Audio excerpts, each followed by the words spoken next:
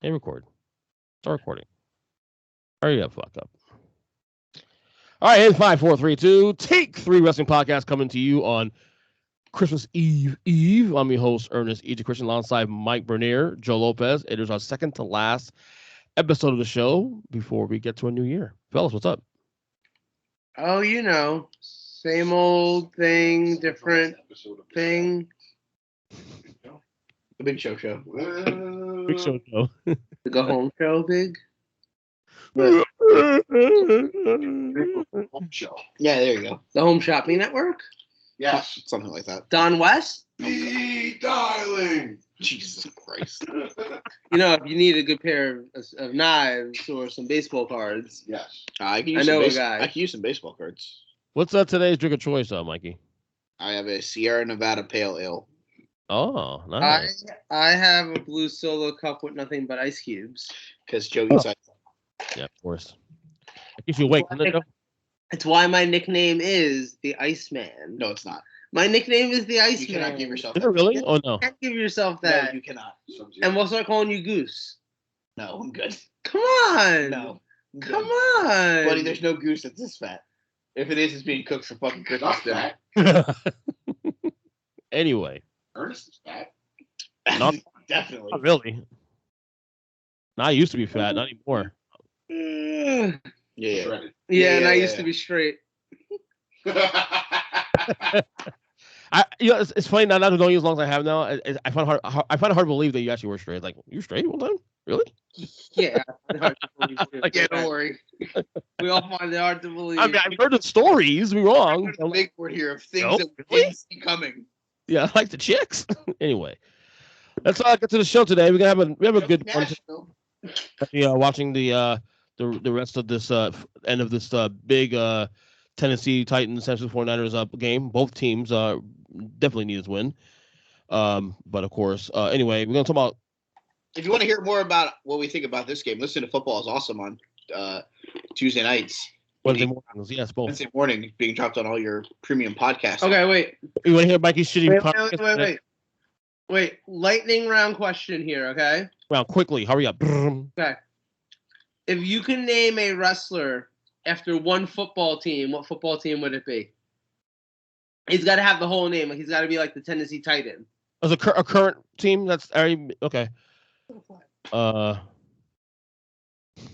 Breaker. The Houston Texans. The Houston Texan. Sam Houston? No. Sam Houston? No. Yeah, the Houston Texans comes out wearing a cowboy hat, hits people with bulldogs. Again, Sam Houston. The fine Adam days. Page. Hillbilly Gyms now. Yep. See the Jeers? The Giants obviously sound like a team that you would, I guess. The New York Giant. That's right. Giants. Hey, come on, it makes sense. It's the Tennessee Titan. Or the LA Raider. No, Or the Tennessee Titantron. Ah, it's the New York. I like that. That was good, Craig. That was good. And Ryan Tannehill just won this game. Anyway, we got a bum pick Bret Hart again today on the show. We'll get to that later in the back end of the show. Yeah, well, I mean, Joe brought to our attention, and now we got to talk about it. You know what else he brought to attention? Not getting kicked in the fucking head, but you know what? He still found a way to do that. Fucking asshole. that was Goldberg. What about the Cleveland Bad News Brown? Ooh, One. Blaster, still one of the most underrated moves in the history of wrestling, the Ghetto Blaster. Oh, his the kick to the head. Yeah, I find it shocking that a guy that big. Why does Greg Olson look like he just came home from drinking? He does. That's so bad. He came home from drinking. Full game? His tie's all fucked up. His hair is too. His makeup looks Of course he went to drinking. What's it to you? Come on. No, for real. Like he's taking Have another drink, Greg. he's taking a walk of shame home at like 11 p.m. on a Thursday night on NFL Network. I don't even know how you do all that. Straight up though, he's really good at his job though. Straight up, I asked him to work. Yeah, he's doing a great job. He's just drunk while he's doing it. Yeah, exactly. Makes it even better. All right. This is the Pat McAfee show. Just come on to the show, fucking smoke cigars like AJ Hawk and fucking drink and smoke weed, whatever. No big deal. Kansas City. Oh my God, there's a midget! They have a midget! There's a midget on TV! Oh my God, Craig has a heart on. All right, guys, that's the show. What about the Kansas So midgets. Strongbow? Oh my god, yes. It's so funny because Craig's easy to shop for. Get him midgets for the holidays. No big deal. Anyway, let's go to Mike's topic first. Mike's topic is actually apropos of this title today of the show because a certain member of the Undisputed Era is now All Elite. Mikey. Dallas Cowboy Orton. Dallas Cowboy Orton. Oh my God. This is gonna be a whole show thing too. I know it is. This is the new Paul Orndorff. The New England Patriot. Del Wilkes. Dude, you got this, bro. Hi-oh! You are correct, sir. It's Del Wilkes in a Bill Belichick mask and hoodie with a deflated ball. The Buffalo Bill Goldberg. All right, my topic for this week's show is: what do you guys see as the immediate future for one Mr. Kyle O'Reilly? Ooh. It's simple. He'll kick ass. Take names. All right, so that's the show, guys. We're going to finish up watching the football game. Good topic. Craig, get more wrestler football players. Don't worry, I'm not trying Oh, yeah. What kind of a question you want to ask her? Anyway. No, I like the move, obviously. I mean, it's not a surprise. Obviously, no one's surprised. I mean, no one in this panel I'm sure is surprised that he's an AEW. We don't call that happening. Can we settle on the Seattle Seahawks and Animal? The Legion of Doom. The Seattle Seahawks. Oh, you were good at this, man. It's awesome. Wasn't their defense called like the Legion of Boom? Yes.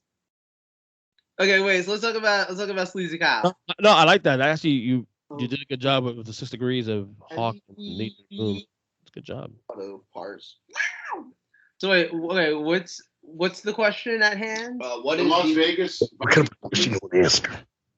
Minnesota The Vikings? Minnesota Viking Raiders. Oh my God. My question was, again, what is the immediate impact of one Kyle O'Reilly in AEW?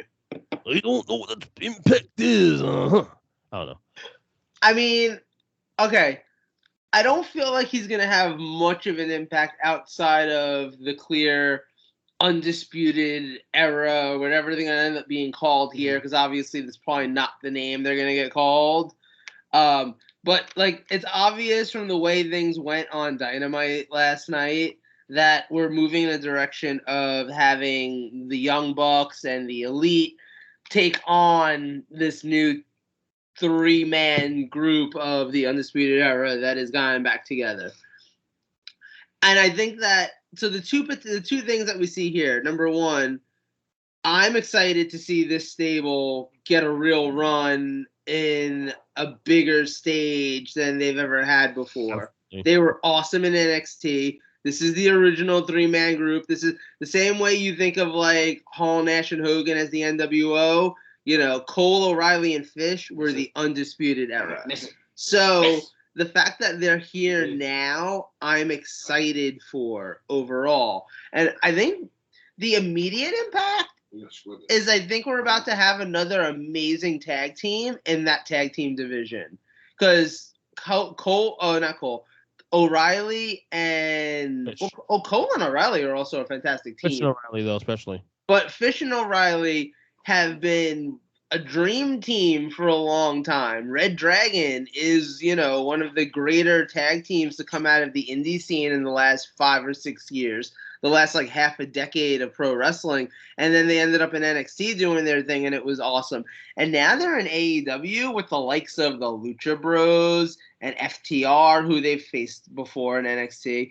But you also have them now here in the same world as the Young Bucks. You have them, a lot of teams that they've faced before on the indie scene who have only gotten better with time, just like they have. And, there's also rumor that the Briscoes are coming in. The tag division in AEW was, and tends to always be kind of sick. And it feels like this is just one more pillar in that. And I'm here for it. I think that they're going to be a fantastic addition to this tag division. And that might be the biggest impact that Kyle has in AEW up front. all he does really for really anything else is to me, based on the 2 years I've watched him from NXT, is that he beefs up the mid card really at best, and then obviously he'll. I think he does way more for the tag division than he does for anything else. I agree. That's what I'm saying. I agree, but like to me, these are the moves that really intrigue me more than the big names. Like when I told you back in August that on September rather, that I was more excited about Adam Cole than Bryan Danielson. And nothing to do with Bryan Danielson in terms of a wrestler. We know how great he is, but Adam Cole to me has much more of a longer opportunity to really make some impact. He's a younger guy, obviously too. So I felt like moves like that, these smaller moves, like you hear rumors about Bray Wyatt coming at some point, but to me, I was more excited about Kyle O'Reilly because again, these are things that I believe could sustain for a long period of time, and especially when they prioritize the tag team wrestling in AEW, and knowing what they've done in the past at Ring, as well too, right? These three Ring of Honor as well together. So you have the history there as it is. I mean, obviously there's no shock value here, but it's just the fact that for me personally, I got into NXT specifically because of Undisputed Era. That was what drew me into watching NXT. Like you saw them? Yeah, I kept hearing about them, and then I started watching. I'm like, dude, these guys are awesome. And once they split up, and they went to separate ways, I honestly checked out a little bit on NXT because of it. I mean, I know obviously there's some great guys in NXT. I'm not knocking NXT the brand itself. The final years of the Black and Gold brand and then the 2.0. But to me, what kept my eyeballs at NXT was Undisputed Era. So the fact that you have this now coming to the show I am most invested in watching every week, it makes me a bigger fan of AEW Dynamite going forward. It's interesting when you think about it too, right? Because talk about if you really need a sign of the fact that the gold and black brand of NXT is dead and gone and we've moved on. One of the bigger feuds of that company in the last year, both guys are now in AEW. Yeah. And teaming together again. Like it's all gone full circle. It's not like they showed up in AEW and we're like, we're going to continue our feud. Correct. They showed up in AEW and now they're part of the same team, which honestly, one of the things that I loved about Kyle's debut in AEW on Dynamite the other night is how reminiscent it was of Undisputed Era's debut as a whole in NXT. Oh, really? This is kind of what they've been doing. This is their brand. And I think it works really well for them. I think that this stable, look, I don't know that a lot of people thought that the Undisputed Era getting back together was a thing that we would see possibly ever, let alone only, 3 or 4 months after it all kind of came to an end, or 6 months or whatever. I think we all started, when Adam Cole's contract situation first came up and we all started to hear that whole thing, I think we all kind of got it in our heads that he was probably going to AEW. But that was the only one that we really knew about. Bobby Fish was a random firing. Bobby Fish was just one of these guys that got cut when a lot of other people got cut. And when he got cut, it definitely seemed like, okay, maybe he shows up in AEW, but where's the real value in Bobby Fish? If you're going to have 2/3 of the Undisputed Era, Bobby is not necessarily one of the 2/3 that you want to have, unless Kyle's the other half of that. Cole and Fish, as a tandem, didn't necessarily spike a lot of interest. It's right. It's right. But Fish gets fired randomly, and then he shows up in AEW, and then all of a sudden, I think we're all kind of like, where are they going with this? And then you start to hear the rumors with Kyle, and you start to hear his contract stuff. And then all of a sudden, I feel like it's the reunion that none of us expected possibly ever, and it happened in less time than you can even begin. Right. And the thing is, I think it also needed to happen now. I don't know that this has the effect that it has right now if it happens a year from now or 2 years from now. I don't know that Kyle O'Reilly showing up in Undisputed Era getting back together in a year and a half matters as much as it does in this moment, because that's still a dream stable. That's still a big deal. This, and mind you, they got together in NXT. This is still proof that NXT as a developmental brand has worked for the last half a decade. It's just that it didn't work for WWE. I mean, the thing is, but they developed stars. And we covered this a couple months ago when we were reviewing the WWE tag teams, all-time tag teams. They were ranked number 21 Yeah. Of all the great tags you've seen run through the hallways of WWE, they were number 21. Yeah. To me, that's a big thing. Here's my question, though, real quick. I mean, because I had a discussion on the internet with a couple guys, Big Jim, and then my good friend Rob Bonnet, part of the Wrestling Music podcast. Is there, because obviously there's a ceiling on NXT. There has been a ceiling on NXT for a long time. There's still a ceiling on AEW for the time being. Is there any chance that this could possibly raise AEW ceiling a little more in terms of more eyeballs? Because obviously these guys are mostly known for NXT and independent wrestling. But is there a chance that this maybe there's some NXT fans who didn't want to watch AEW at all at any point? No, it's not a thing. No, I think AEW fans don't want to watch WWE. I don't think it's WWE fans don't want to watch AEW. Yeah. I think there's a very large chunk of, quote, AEW fans that don't want to watch WWE, not vice versa. I think WWE fans are enjoying the fact that there's something new and refreshing and different. I'll say this.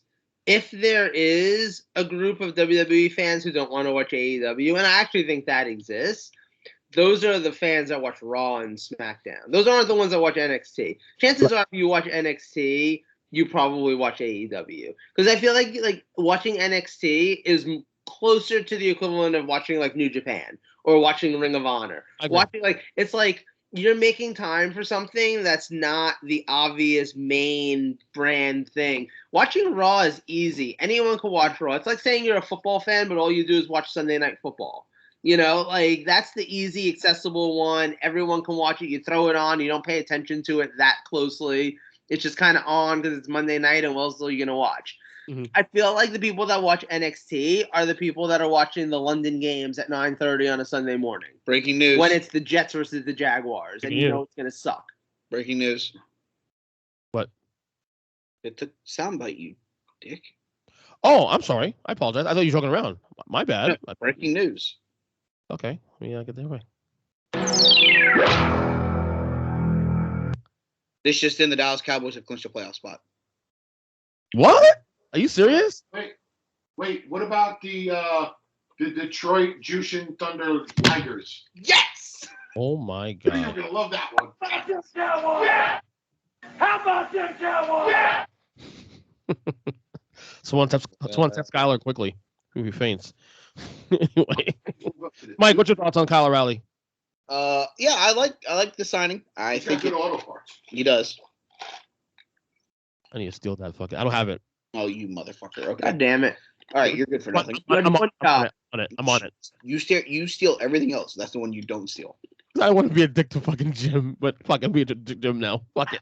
I like the signing. I think it makes a lot of sense. I think it makes sense for Kyle to go back where he was familiar with the guys he was familiar with. Let's not forget that Tony Khan, while also booking ECW without a budget, is also booking 2015 PWG with a fucking super budget. Mm-hmm. He now gets the Red Dragon Young Bucks feud that they were having in PWG before Cole and O'Reilly signed with WWE, so he gets to have that in his hands. Yep. He's booking. He's doing what Triple H tried to do, but just under. He doesn't have anyone to answer to. Right, exactly. Triple H had to answer to Vince, correct, which was the problem. Because let's face it, we all know this for a fact too, right? Triple H tried to get the Young Bucks. Mm-hmm. He tried to get Kenny Omega. He tried to get Cody. He tried to keep Cody. He tried to get all these guys. If it was up to Triple H, he'd be Tony Khan right now. The problem is, it's not Daddy's money; it's Daddy-in-law's money. I think he's also too loyal to Vince to branch out on his own and start his own. Well, he's also I don't know if he's too loyal to Vince or if he's married to his daughter who's too loyal to him. I think it's Hunter, because Vince had all the opportunity in the world to dump Hunter on his head. True. And just fucking can him whenever the fucking curtain call happened and all that. And, Vince still decided to push him as a character. So I think he has some loyalty to Vince more than he does who he's married to. He's got loyalty. Auto parts. Thank you. So what I'll say is the immediate future for one KOR. Obviously him and Fish have some unfinished business. Yes. Him and Bobby have some unfinished business that they need to attend to in the tag team division. And I think that's right where they go into the picture. I said this to Joe earlier. Going back and looking at Revolution that the three of us that are on this side of the screen will be attending. Myself, Craig, and Joe. Shit. I'll make sure that there's a Take 3 sign at that show that won't get taken down like the Nyla Rose transgender fucking sign, because fuck that shit. Kyle O'Reilly, Bobby Fish, give me Red Dragon versus the Briscoes versus FTR in a double title Lucha ladder Bros. match. Oh, Lucha Bros too. Yeah, they're on the Lucha Bros. When do you think we'll see the Briscoes? Battle of the Belts. Oh, which is in January, obviously. Yeah, because I think we get another FTR Lucha Bros match. I think the Briscoes come out and basically cause FTR to lose to the Lucha Bros, which maybe the Lucha Bros then go and face Red Dragon, and then we get Briscoes versus FTR for the ROH tag titles. I can see that. Fitting also talking about the Briscoes and the tag division and all that stuff. Give me Red Dragon and the Briscoes again. They had some good matches. But I think the immediate impact for Kyle is the tag team division. Yep. Yeah, of course, absolutely. He's not going to be a mid-carder. He's not going to be a mid-card singles guy. I mean, Adam's the going to be the world title contender. Yep. Red Dragon is going to be the tag guys. You might add a fourth to them, maybe a Roderick Strong, which we're going to talk about here in a little bit. Yeah. Or maybe he's the guy that comes in and fights for the TNT title and does all that fun stuff. But I don't even know that you need Roderick. So I don't think. I mean, at the end of the day, I'd much rather see them take a younger guy under their wing. Hell, put Daniel Garcia with them and get him away from 2.0. Well, that's not bad, actually. Put a guy like Garcia fits that fighting style that O'Reilly has and Fish has. He's an ass kicker. He has that mixed martial arts style. Kind of gives me the feeling of a young Minoru Suzuki, or a Katsuyori Shibata, who, by the way, coming back to the ring, Shibata Day. Let's go. Oh yeah. So yeah, that's kind of where I stand on Kyle's immediate future. Tag division, obviously. I'll say this much, and I don't care either way. Red Dragon, I think, win the title by Revolution. That's in March. That's what I'm saying. They don't win it at Battle of the Belts. I think that's too soon. Okay. Maybe they start messing with the Lucha Bros. FTR gets put into the picture with the Briscoes. Right. My episodes are about 9 episodes away from that. Wow, that's still pretty quick, but yeah. Well, I also think about it from this standpoint. The only other option that I think could make sense would be the Bucks and somebody versus the Undisputed Era, as I'm going to call them. The Undisputed Era. Yeah. If that's the case, who's the guy that fills in for Kenny? Well, yeah, because it's not going to be Kenny. Right. Well, Kenny's gonna be gone at least till May, I think, honestly, and that's May the earliest. We were discussing on the show a couple months ago. We were talking about this earlier, Mike and I. I think you have room here to make Hangman Page the guy. Yep. I think that you've built a story here. The Elite like doing these long-term storylines that actually end up paying off. See the entirety of Hangman Page's run in the company so far. And I think one thing that we've gotten a lot of lately is the Young Bucks and Page story, where you've seen how Page isn't really angry at them necessarily. He's open to reuniting with his friends. He's always kind of been like, look, whatever you guys are going through, when you're done going through it, like, I'll be here kind of thing. And you had that moment in the Omega Page title match where the Young Bucks like had their moment where they kind of were acknowledging him as if he was Roman Reigns. And at the end of the day, now if you're going to turn the Young Bucks face, which seems to be a direction that you're going in, who better to pair them with than the world champion? And think about it too, you also now open up the realm of turning Adam Cole into a viable challenger for the title. Yeah. And so now you've got the champion Page teaming with the Young Bucks going against the potential challenger Cole and Red Dragon, and the 1,000,005 combinations of matches that you can have. I just don't know if we get that at Revolution. I don't know that we get that at Revolution. I think you're getting a title match at Revolution. Yeah. But could you get Cole versus Page at Revolution? Cole's undefeated, right? It's not like you couldn't make a case for him in terms of the rankings. Where's the rankings now? Have they shown his rankings as of late? I haven't checked the rankings. There's Mike with the phone. Take a gander. The rankings are like points on whose line is in anyway. They don't matter. No. Yeah, exactly. What's the point? Rankings going into this week's as of Friday, December 17th, here are your updated AEW rankings. In 5th place at 14-2 is Wardlow. At 4th place at 16-3 is Jungle Boy. 3rd place, the record of 12-1 is Scorpio Sky. Oh yeah. Really? 2nd place with a record of 8-2-1 is Kenny Omega. And in 1st place with a 13-0-2 record is Daniel Bryanson. So wait, what the hell record does Cole Probably have? like 3-0. We can eliminate Omega from that right now. He's not. Sir, I'm going by what the rankings say. No, I agree. So who's number 6? Just out of curiosity. Adam Cole is 5-0. He's 2-1 in tag matches and 2-1 in trios matches for an overall record of 9-3. Okay. Wait, how the fuck does that make sense? It doesn't.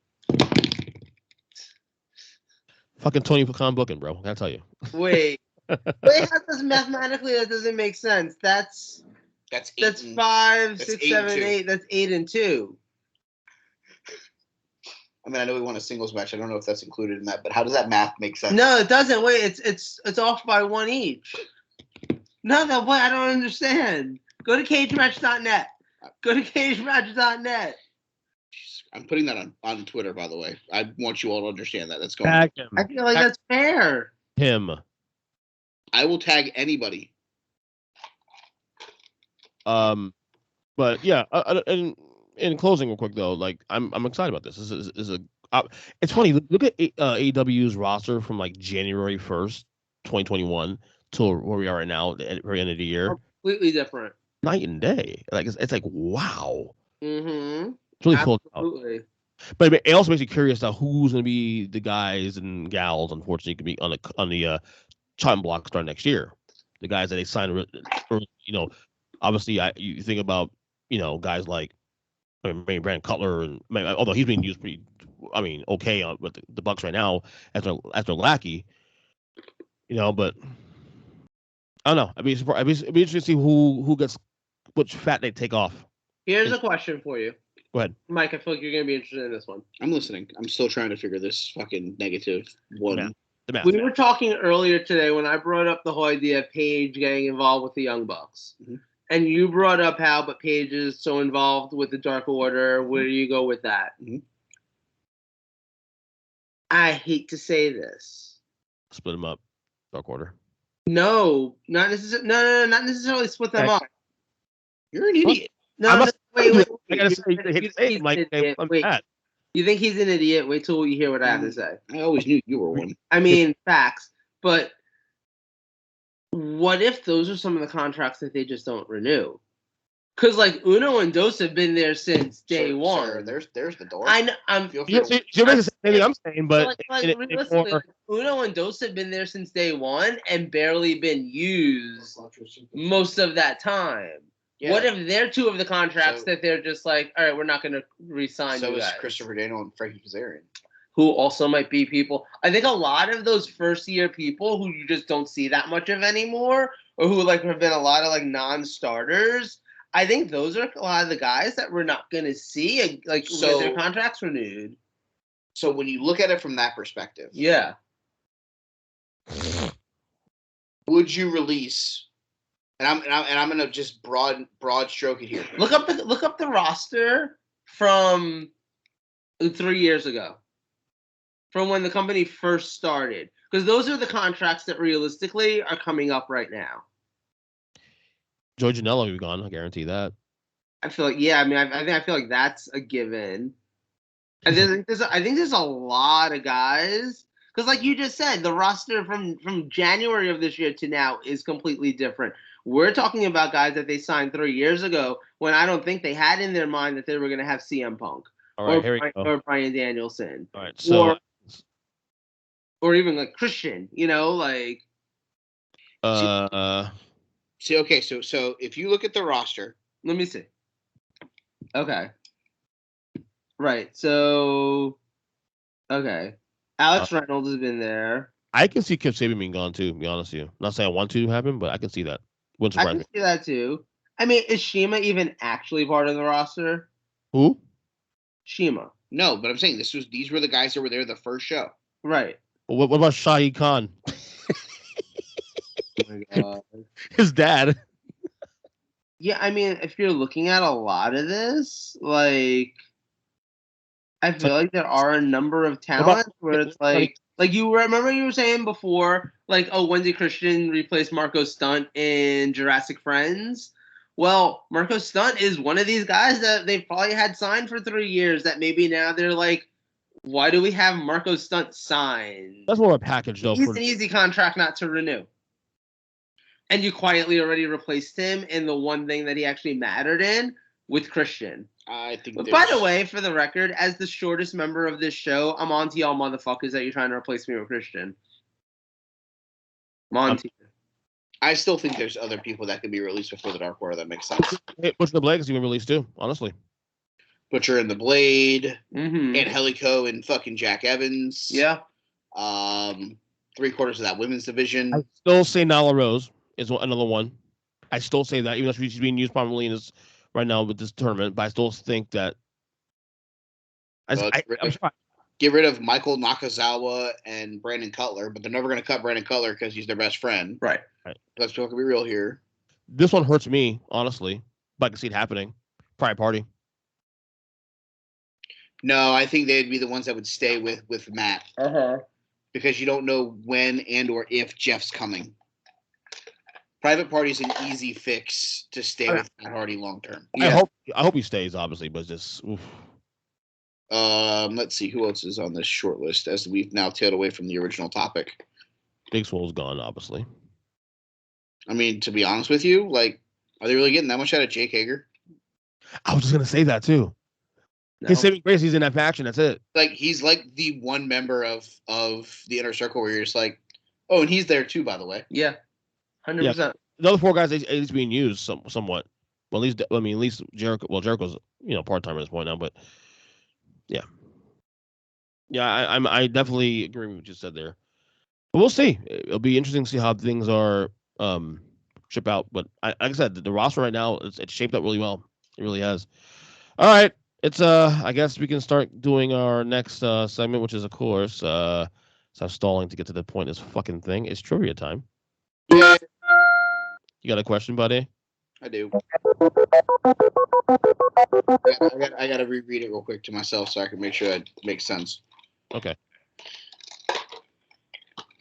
You guys conversate for a second. Fill this dead air. I don't know. Idiot. Stupid idiot. He said fill the dead air, not just hit sounds. Michael. That's me. That's Yeah, you. yeah. Blurt out. He just keeps hitting sounds. He's an idiot. Oh my. Oh my God. Shut your mouth, you thong-wearing fatty. Whoa. That's aggressive. That's a little too much, right? I'm sorry. Yeah. You know what? I think we're gonna go with. Oh shit. That's for sure. I'm smart. What'd you buy yourself for Christmas? Me? Yeah. I'm by myself shit, dog. Girl, treat yourself. Nah, dog, I'm good. I'll get you a mani-pedi. Oh, I got me some edibles, actually, yesterday. Oh, well, there we go. Edibles. Bunch of edibles, actually. I'm good. Yeah, fuck it. Let's go with this one. All right, let's go. You guys aren't gonna get it right, but I'm gonna go with it anyways. I'm okay with that. I lost anyway. Biden bucks. Let's go. All right. In the year 2000, on this date, a very famous, On this day. Sorry, I gotta say it. Sorry. a very famous company ran its final show at the world's most famous bingo hall. The main event of this ECW show was a triple threat match for the ECW world title. The competitors were Justin Credible, the Sandman, and this. Jesus Person? Christ, don't break the lamp. This king of the old schools. And go. Why do you think I would get that?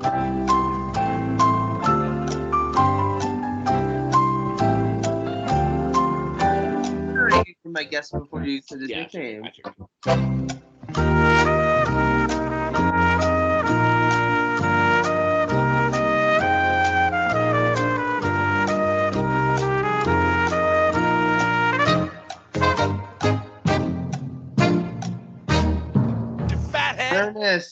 Ernest, you're the only black man who has no rhythm. I bet your credit score is amazing. That's because Is that because she's Jewish? Just made the list. All right, so going into this week, It's fucking actually kind of racist though, a little bit racist. But no, the rhythm is gonna get you. Fucking Gloria Stefan That's over fine. here, good job, Mike. 400 Biden bucks. Joe's at 300. I'm at 2,800. Figures.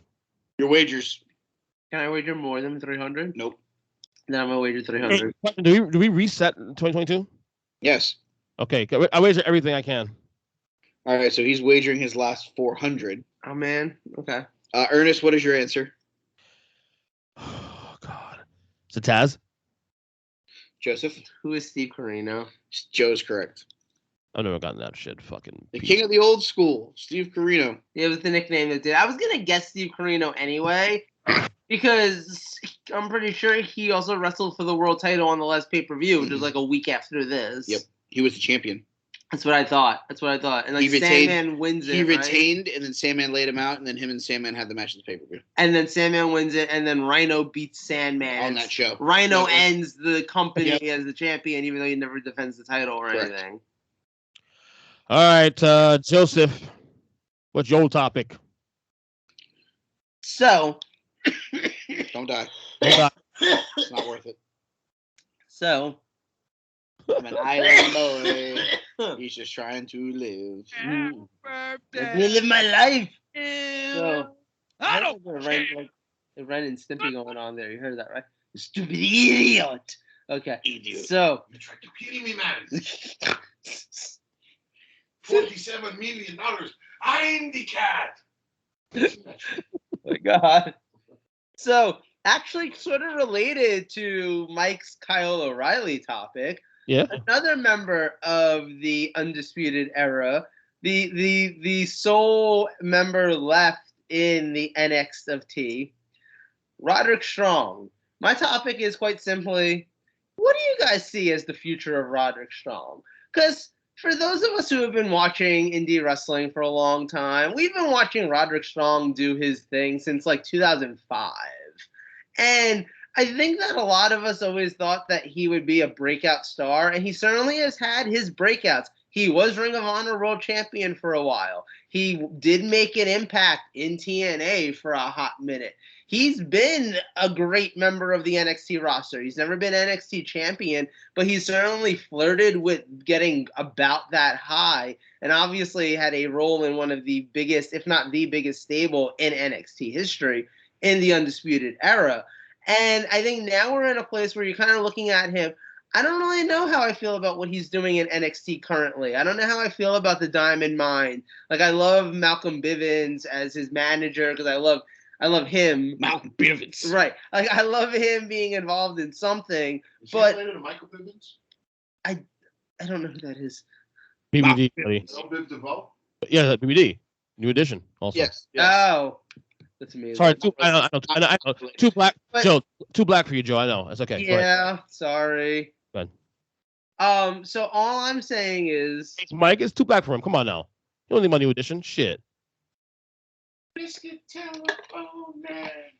This I was gonna say- my life when you dial my I'm just going to stop because I will get this show All thrown right, off. come on, guys, cool it now, all right? Cool it now. so all I'm saying is, I don't know how I feel about where Roddy is right now, but I also don't know where I think he's going, because at some point he's not going to be in NXT anymore, one way or another. And I don't know anything about his contract status. I don't know if he's bound by blood to WWE for the next 5 years or what. But I feel like sometime in the near future, he's either ending up on Raw, SmackDown, or AEW.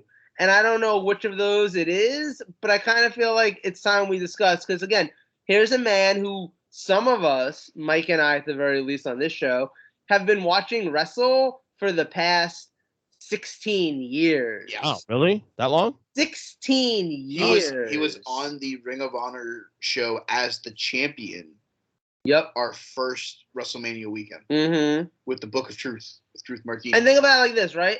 We've been watching Bryan Danielson wrestle about 20 years. Yeah. Like, it's like 2002. Yeah. So, like, about 19 years.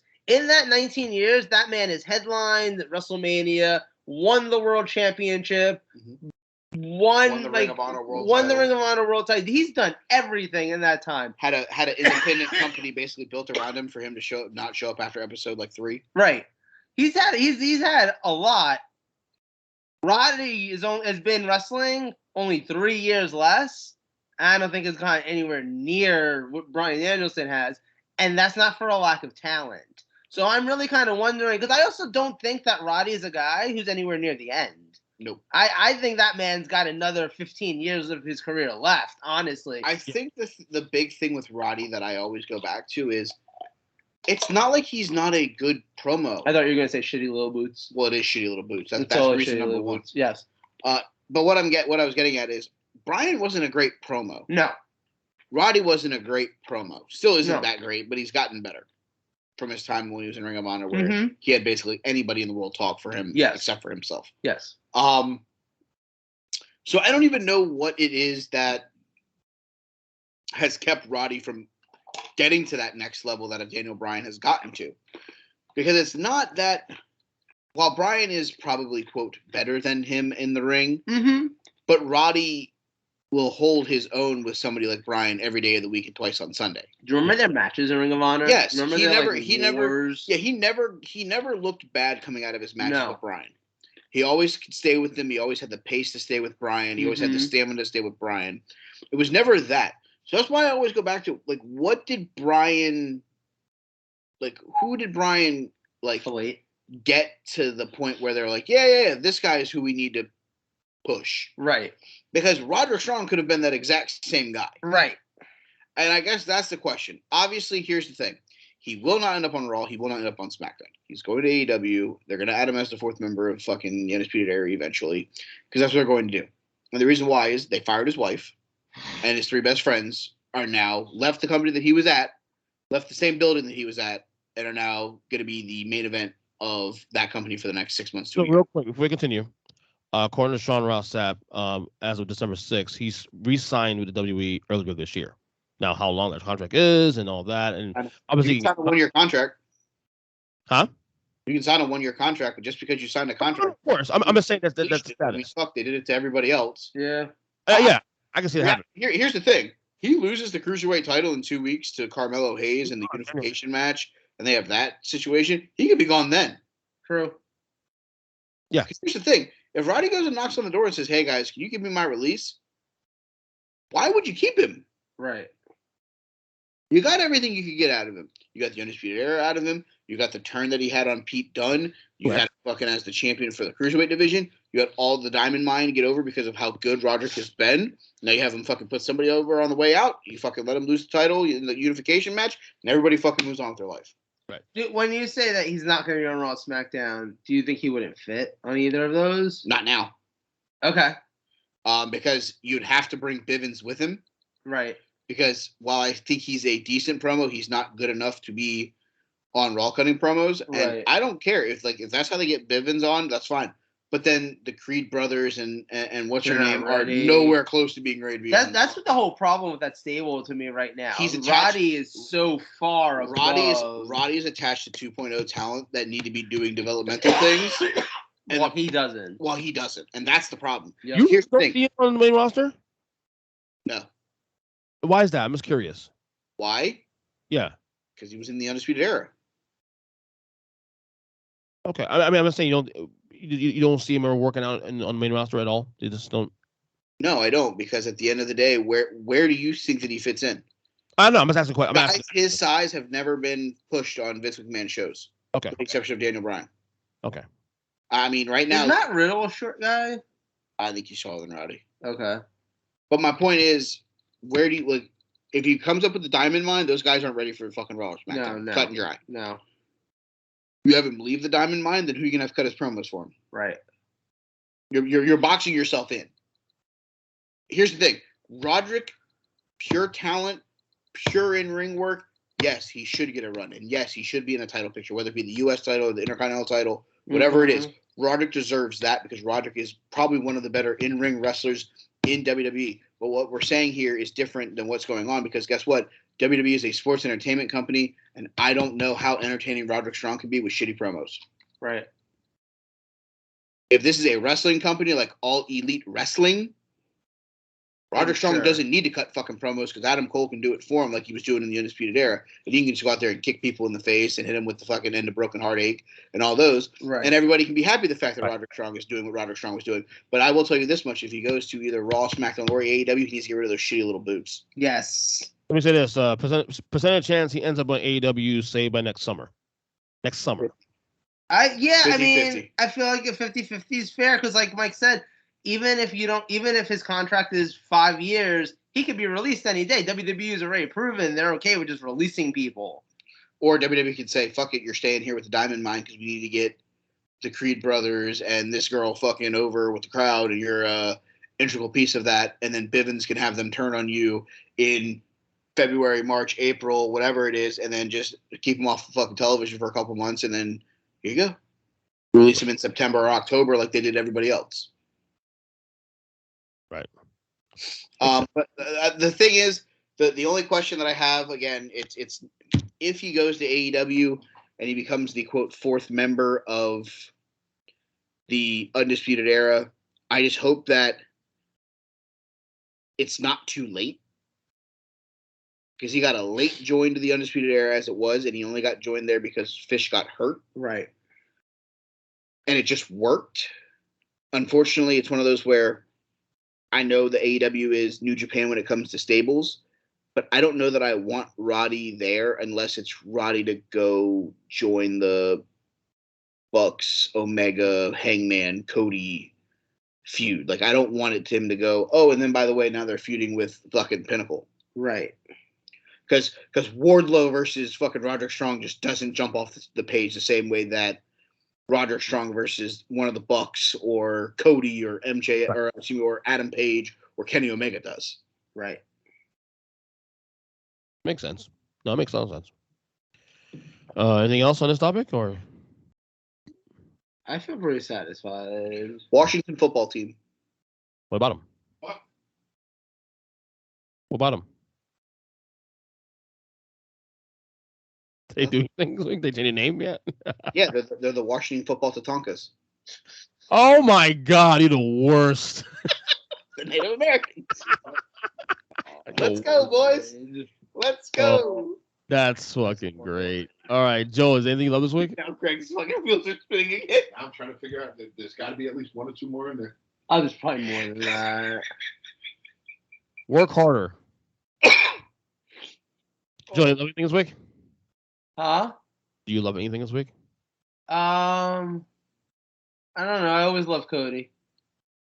Oh God, why? What did he do now? Why? Because he's No. blazing trails. That was impressive. I'm waiting for him and Brandon to turn heel. Please, him and Brandon turn heel. I don't know. Did anything good happen in wrestling this week? Dude, I tell you, dude, if you see my rest of the week list, man, you'll know why it's shitty week this week. I will say this. I read the spoilers for tomorrow's AEW show, and Saturdays. It's not even airing tomorrow. It's airing on Saturday. guess what? On Christmas Day. I read the results for that too. That bad? I'll text you about it after the show. Alrighty. So Joe doesn't love anything this week. W Rampage debut. Hmm. He loves Cody. Move on. Cody. All right, let's go with my topic now, I guess. So, Bret Hart's been yapping a lot this week. Suppose he was on a I guess either a podcast or some sort of fucking platform talking about how he's been the most influential wrestler in the last, like, I guess, quarter century. He didn't put a number on it necessarily, but basically saying that, people are wrestling like him, not Hulk Hogan. And it got me thinking, Bret Hart is actually one of the most, I would say, expressive legends, today that, he has no bones with saying what he wants to say. He tells Hulk Hogan to fuck off. It's Hulk Hogan to fuck off. And it's gotten some mixed reviews and mixed feelings from people about Bret Hart. Either he's a cocky son of a bitch, or he's just a guy that's honest, and you kind of appreciate the authenticity of him. So I don't know. Some do, dude. Mike, some do. I'm just saying.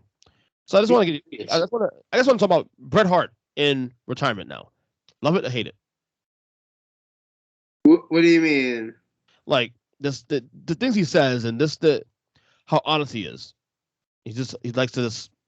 But that's not okay. Wait. Sharing your opinion on something that's mostly blowing up your own ego and filleting yourself in a way that I thought could not be done without removing at least 3 ribs is not quote unquote being honest. Like this isn't him out here. Like he's literally just blowing up his own ego. He's literally blowing smoke up his own ass. The Denver Brock Lesnar's. Nah. It's the Denver Bronco Busters. It's X Files. Oh, that's a good one. That's a good one. I was ruminating for a while. But like no, honestly, that's my thing with Bret Hart is like if someone else said this exact same quote about Bret Hart, I feel like there's a conversation to be had. You know what I'm saying? Mm-hmm. Like if I don't know, name somebody whose opinion like half matters in pro wrestling. If Steve Austin said it. If Steve Austin was like, I don't think that Bret Hart, go for it. Because you'll know. What about the Los Angeles Mantars? Since he looked like a ram. Oh my God. Yes. He had the gimmick that looked like a ram with the stupid ass horns on his head. Oh God. Sorry, continue. Oh my God. Continue. So all I'm saying is like if Steve Austin came out on his podcast. Broken Skull Session on WWE now. Right. And he said, I don't think Bret Hart gets enough credit for influencing an entire generation of pro wrestlers. Because after the year 1990, like all these pro wrestlers today, all these guys in AEW, all these guys on WWE, all these wrestlers, they're not emulating Hulk Hogan. They're emulating Bret Hart. If Steve and Shawn Michaels, if Steve Austin came out and said that, I think I'd be like, okay, that's worth talking about. That's worth right. He's got a point. Maybe let's analyze it. We can put that. Is it because he said? Is it because Bret said it? Yes. Okay, so let me read a quote for our listeners. Wait. Here's what's interesting to me too, though. Right? Bret and Shawn have completely switched roles in a lot of ways. Yes. Because 1995 Bret Hart would have been so much more humble. Mm-hmm. And 1995 Shawn Michaels would have been like, I'm the fucking best wrestler on the planet. And 2021 Bret Hart is like, where's my credit? I'm the whole reason this all exists. Which, by the way, for the record, if we're gonna give anyone credit, it's like Dynamite Kid. Like, come on, like you're actually going deeper into the fucking 80s. Yeah, I know the guy was a prick and nobody really likes him, but like Dynamite Kid. The Dynamite Kid's half the reason why half the wrestlers wrestle the way they do. Brian Pillman is half the reason why half the wrestlers today wrestle the way they do. So we blame the Dynamite Kid for Chris Benoit doing the headbutt and then going fucking back. Yes, I thought we all blamed him for that for eons. I think none of that would happen if you didn't buy a home gym. So for our listeners, let me give them the big quote about the Hulk Hogan thing and whatnot, and this is what had a lot of ire people. This is a quote he had here. Quote, I wrestling in a different direction, I think. We look back today, they don't wrestle like Hulk Hogan anymore. They wrestle like Bret Hart. Wrestling's all about action and speed and telling a story, and I think that's where I came in. I know, I wish. Sorry, we're talking about the some more football gimmick. They were brainstorming footballs. Oh, no. So that's the quote that got everybody's ire and triggered everybody's. But again, like here's my point, right? When's the last time you saw a Shawn Michaels quote where Shawn Michaels was like, I've influenced an entire generation of pro wrestlers? And actually, of the two of them, Shawn Michaels has influenced a hell of a lot more of this generation of pro wrestlers. I mean, he literally trained Bryan Danielson. Like, I have very valid points here. Go for it. Number one. How many times has Bret fucking Hart done a moonsault? How many times has he done a move off the top rope? How many times has he jumped over the top rope? That elbow thing he does all the time, but second rope, right? Yeah. But what I'm getting at is the kids that were watching Bret Hart in ring are now the same guys that are doing coffin drops off of 35-foot ladders. Mm-hmm. They're the same ones that are doing moonsaults and 630s and fucking shooting star presses. Moves that Bret Hart couldn't do if Goldberg didn't kick him in the head. But you know who was doing those moves? Shawn Michaels. Shawn Michaels. Oh, so it's like, hey, maybe the guy who, you decided to, not be happy to drop the title to got his good karma for listening to his boss, screwing you over, watching you get your head kicked into about the 7th fucking row. And guess what? That's why you're bitter. Because Shawn got to stay and didn't have his career ended by Bill Goldberg. So, hey, now I need some kind of self-fucking gratitude and self-fucking reassurance that what I did was good for this and good for that. But hey, bud, let's not forget, you choosing to not drop the fucking title to Shawn, you could have been there. I've always been on Vince's side in that argument. I've never once. Here's Day one. Here's an interesting one that I don't think anyone ever actually talks about as a what-if scenario. Yeah. Okay? Shawn Michaels leaves wrestling in 1998. Right. We don't think he's ever going to wrestle again. Okay. 2002 comes back. Yep. Yeah.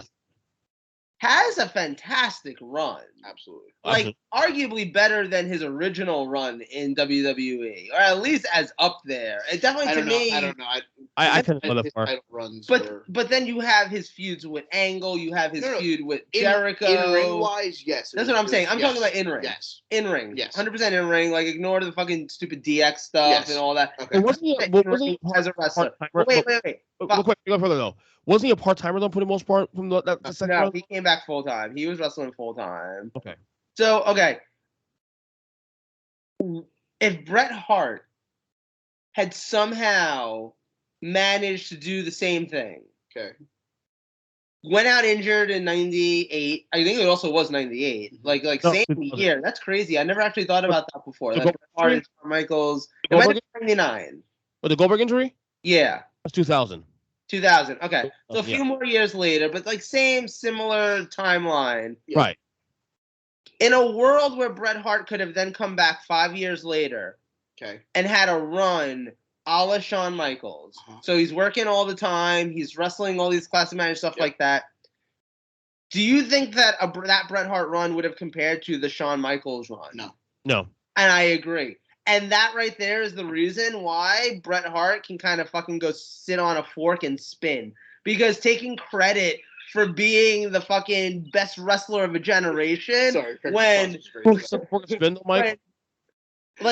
taking credit for being the best wrestler of a generation and the guy that created a whole new generation of wrestlers when he clearly did it, when Shawn Michaels is the clear guy who kind of has inspired a lot of these guys. Like, I'm sorry. I'd even have more respect for Bret Hart if he was out there being like, yeah, Shawn and I.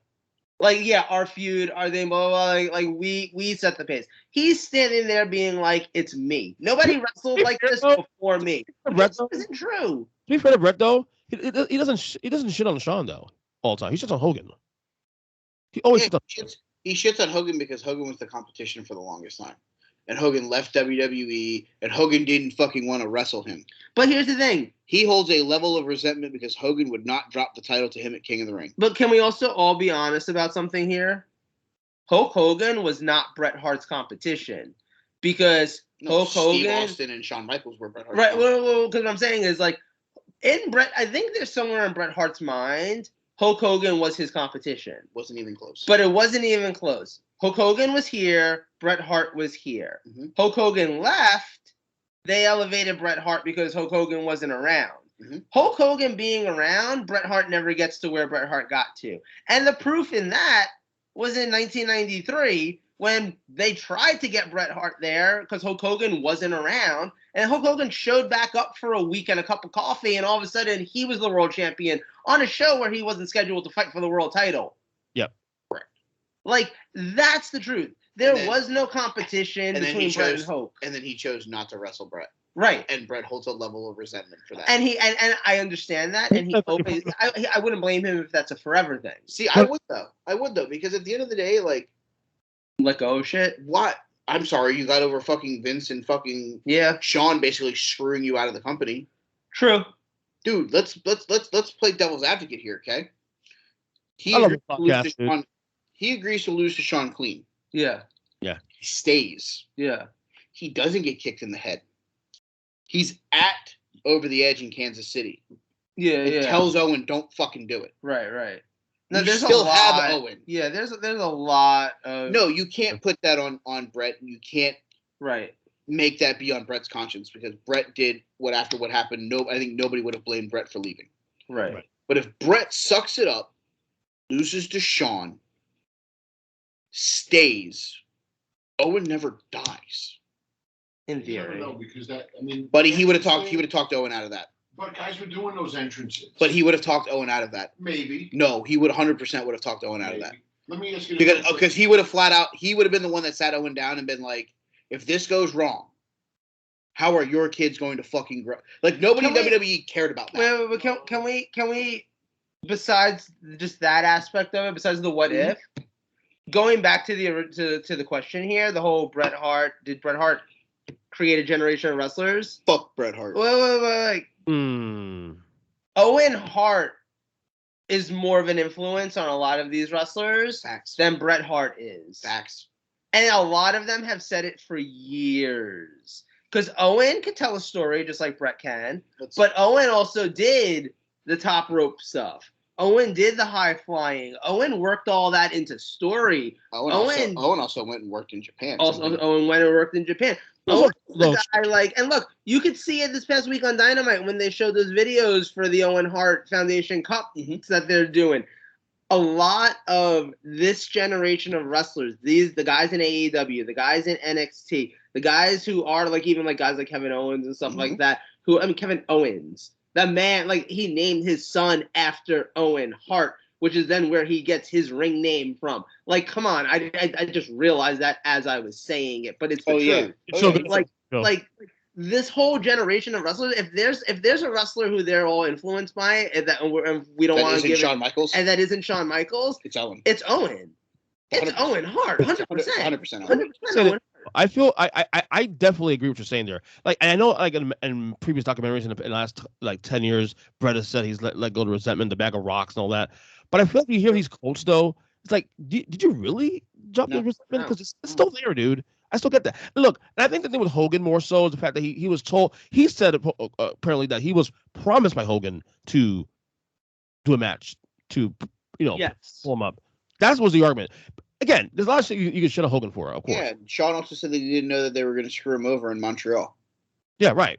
But my point is, Bret, there's a lot of resentment there. So I don't want to go to the far length of saying fuck Bret Hart, this and that. But at the same time, because he is still one of the, no, I get it, but he still is one of the 10 greatest guys in WWE history. That's still we can still acknowledge his great work while still saying fucking asshole. Probably. Yeah, I don't know. He's in my top 10. Top 20. Are you saying it because you just don't like the guy? Or is this? I think he was fucking more vanilla than fucking vanilla ice cream in the ring at points. Yeah. His storylines. What were his storylines? I'm anti-American. I'm Canadian. I'm part of the Hart Foundation. Look at me. I'm Bret Hart. I can do a sharpshooter. I worked in my fucking death. What the fuck was his fucking? His 97. See, if the 97 doesn't happen, the heel turn and then the how that all went about, he's not my top 10.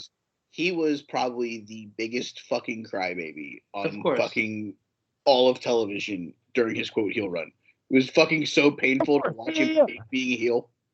Of course. I think the 97 run is why I put my top 10. If you take away his 97 run, I don't know sure if I put my top 10 myself. And I feel like Bret's not a guy who could have a great match with any wrestler.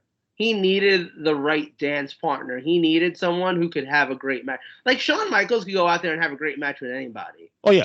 Oh no, but Shawn Michaels is tippy top all time. Greatest. Right. But I'm saying, but Bret Hart, okay. Look at the Bret Hart Undertaker matches and look at the Shawn Michaels Undertaker matches. Tell me which ones are better. Shawn blows him out of the water. Close. My all-time favorite match of all time is HBK Taker not from Mania, either Manias, but from Hell in a Cell 97. Yeah. That's valid. It's Obviously. a great match. My personal favorite. That's a classic. It's probably a top 5 WWE match of all time. I look at it from this standpoint, and this is how I feel about Bret. He was a mediocre promo at best. Mm-hmm. Okay, well, question. His in-ring work was above average for the time frame that he was in the ring. Mm-hmm. There weren't a lot of technical guys back Him and Mr. Perfect were the only two real technical guys. In a land full of giants, he was the midget that just kept getting beat around the bush and then finally got his title run and this, that, and the other. Right. His greatest thing that he did was get fucking Stone Cold over more with the WrestleMania match. Mm-hmm. It's a big deal, though. Sure, but it was because of Austin. It was because of Ken Shamrock. There were other pieces in that puzzle that made sense. He didn't go out there on a fucking Sunday night and go, you know what, I'm getting this guy over. Right. Because there were plenty of other guys that he had that opportunity with that he didn't succeed with. He's a guy who, sure, can I put him on I'll lock him into my top 20 in WWE history. Same. Slam dunk, no questions asked. Same. Hell, I could probably even find a way to put him in my top 15 without really trying. For a question, for top. Not in my top 10, nowhere near my top 5. Yeah. And at the end of the day, his brother had a bigger fucking influence on this part of professional wrestling because of Owen's ability to do multiple things, telling a story, working different styles. He could wrestle a mat game one night, he could go to the air the next night. You never knew which Owen Hart match you were getting when he was in the ring. Yep. At the end of the day, Owen did more for the guys that are wrestling right now. And it's not a knock on Bret from an in-ring perspective because he was a great tactician. His moveset was always clean. There was very little mess-ups when Bret was in the ring. But there aren't guys that are wrestling that style that often anymore. Right. At the end of the day, like, I'm sorry, he's not. For someone to come out and toot his own horn like that, that would be like Derek Jeter walking up and being like, you know what? We won all of those World Series when I was a Yankee because I was the shortstop. Yep. It wasn't that they went and signed the best pitching. It wasn't the fact that George Steinbrenner went and signed guys. It wasn't the fact that they developed guys. It wasn't the fact that their general manager made trades. It's because I was the shortstop of that team. That's the only reason why they won.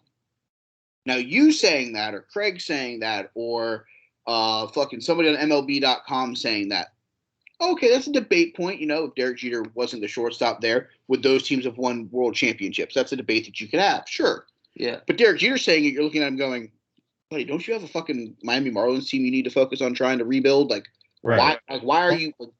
Also, Right. fuck the Yankees. But yeah, go ahead. But Bret, but okay, this is coming from the biggest Red Sox fan, and I'm using that as a standpoint because that's the example that needs to be used here.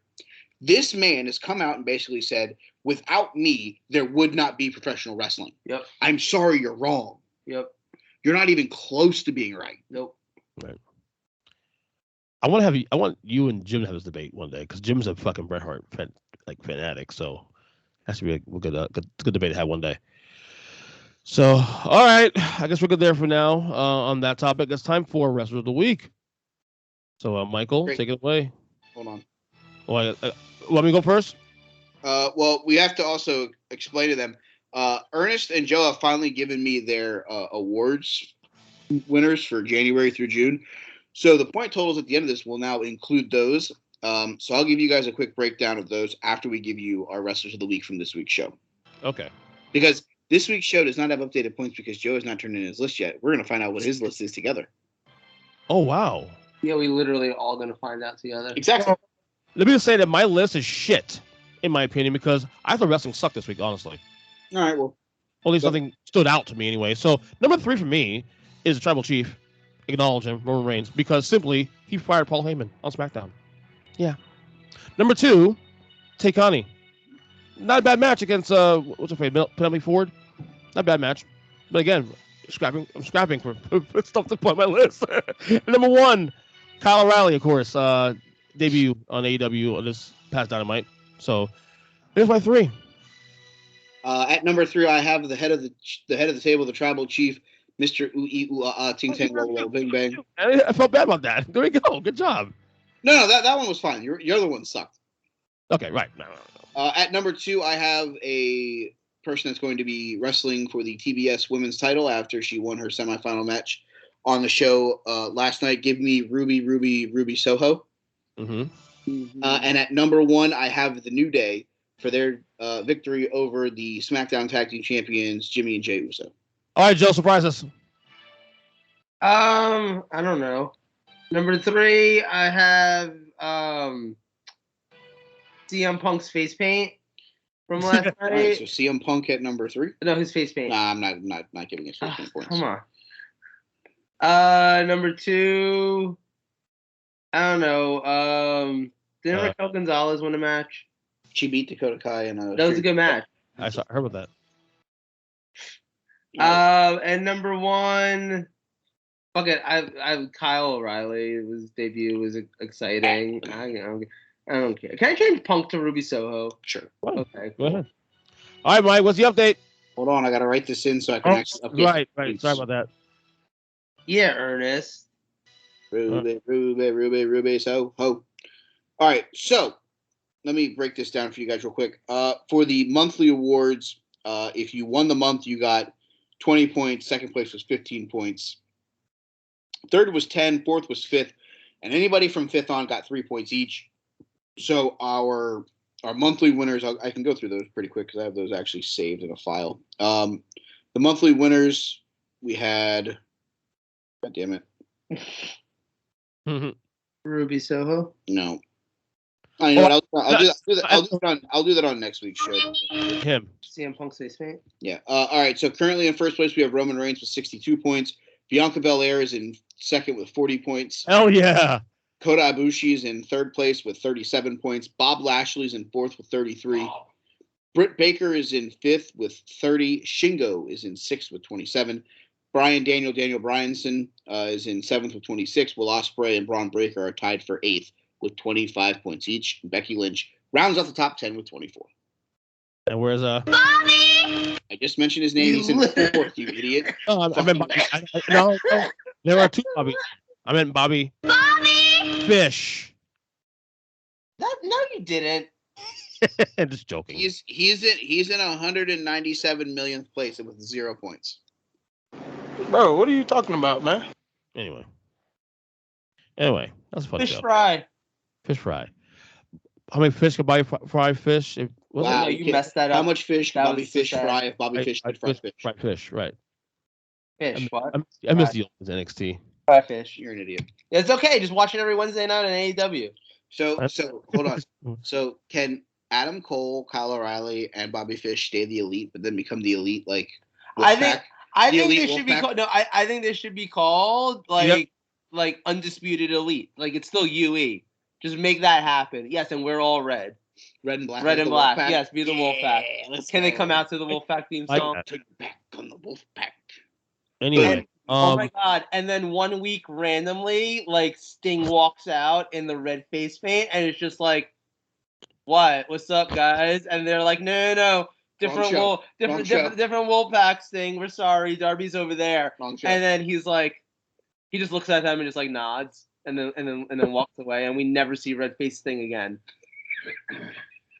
That's it. Tomato face Sting. He makes one appearance. I can't believe it's not Sting makes one appearance, and then just goes away. I'm in. Anyway, Merry Christmas, fellas. Yes. To all of our fans that listen to this fucking shit show every week, Merry Christmas. Happy Chrysler. Happy Chrysler. World. I'm gonna say, It's the song. You're an idiot. no, I have something to say. Fuck. That's something to do with Destination. No. The award show. Bono. We're 2 weeks away from our Take 3 Wrestling Award Show. Cannot wait. Yeah, I do have that. I still have that calendar up for The Takeys. God, why would you name it that? I don't know. What else would you call the Take 3 Wrestling Awards? The Takeys. You guys are idiots. Our upcoming show schedule. December 30th, we have the Day 1 preview. January 6th is the award show, as well as Battle of the Belts. We have the 2020 Royal Rumble watch along on our January 20th episode, and our January 27th episode, we have the preview of the 2022 Royal Rumble from St. Louis. Oh, by the way, in case you're following too, Mike had this really brilliant idea. where he's doing a Royal Rumble binge-a-thon. Yes, I'm watching every Rumble match, just the Rumble matches though, not the full thing. From 8 to 2019, because we're going to do a 2020 watch along actually, which of course, if you guys, this is podcast last 2 years, warms my heart. Yeah, we know it owns the entire left side of that fucking black hole. He's gonna quote it like your favorite song. Like he's just gonna. I will. I went boing when I heard that. Like, yeah. He's gonna be like, "Here comes Brock Lesnar," and there goes Brock Lesnar. I have it already ready. Do it again. Can't wait for that watch along. It's be fun. What I will say, again, get your guys' nominations to me for the award show as soon as you guys can, so that I can get this fucking thing semi-organized. Yeah. But that show will be dedicated solely to that award show too. So.